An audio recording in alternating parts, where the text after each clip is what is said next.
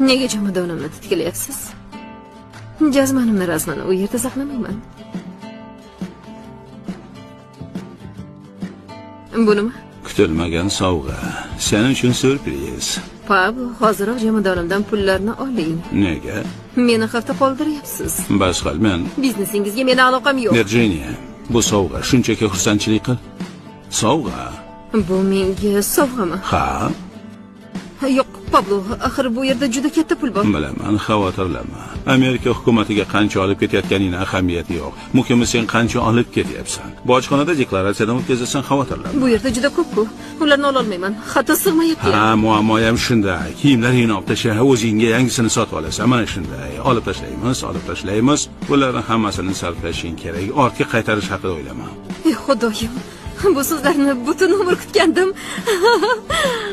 Siz bebaho erkaksiz.